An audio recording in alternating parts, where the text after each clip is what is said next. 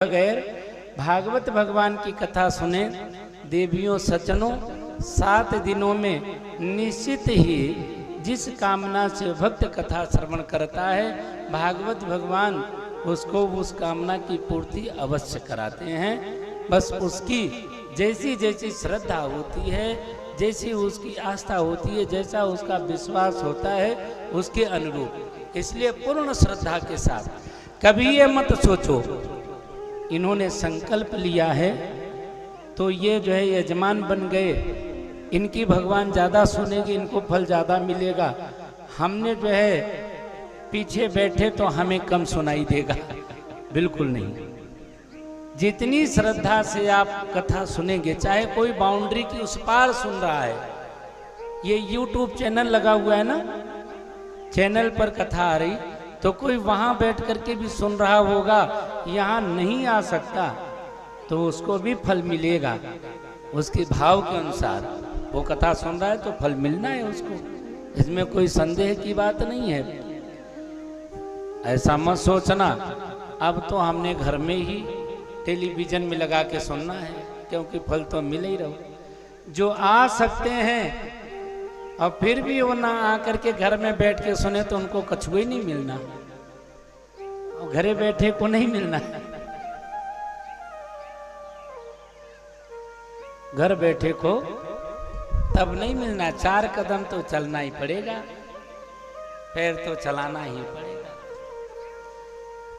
चलत फिरत को प्रभु देते हैं,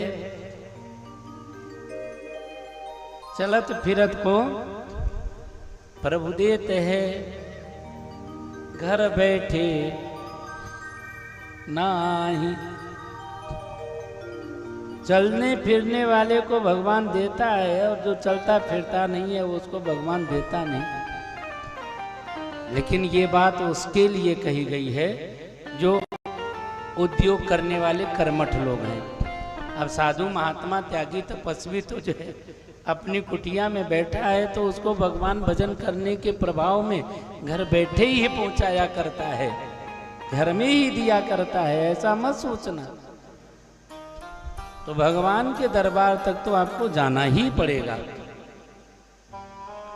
देवियों सज्जनों, जो भागवत कथा श्रवण करके जिसको देना चाहे उसका पुण्य अर्पित कर सकता है और उस पुण्य से उस जीव को अवश्य में फल प्राप्त होगा, इसमें कोई संशय संदेह की बात नहीं है।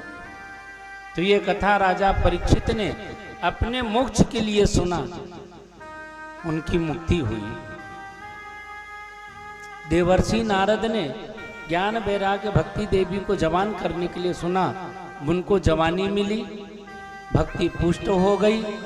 और धुंधकारी प्रेत है तो धुंधकारी प्रेत ने भागवत भगवान कथा को सुना प्रेत योनि से मुक्त होने के लिए। देखो अलग अलग फल मिल रहा है ना, वो चाहता है कि मैं प्रेत से मुक्ति पा जाऊं। तो यहाँ पर गौकर्ण जी ने प्रेत को भागवत की कथा सुनाया, वो प्रेत से मनुष्य होकर देवता हो गया। परीक्षित प्रेत योनि से जाने से बच गया। और जो उस गांव के लोग थे, गांव के लोगों ने भी कथा सुना था, उन्होंने आनंद अनुभूति के लिए कथा सुना तो उनको आनंद की अनुभूति हुई। जो जो जिस जिस भाव से श्रीमद् भागवत महापुराण की कथा श्रवण करता है देवियों सज्जनों, उसको वही वही फल की प्राप्ति हुआ करती है। तो बड़े भाव के साथ में सत्संग में मन लगाए हुए भागवत भगवान की कथा को श्रवण करें। इसमें तेरा मेरा का कोई भाव नहीं, सीधे भगवान से संपर्क। भागवत भगवान हमारे अपने हैं और हम भागवत भगवान के हैं।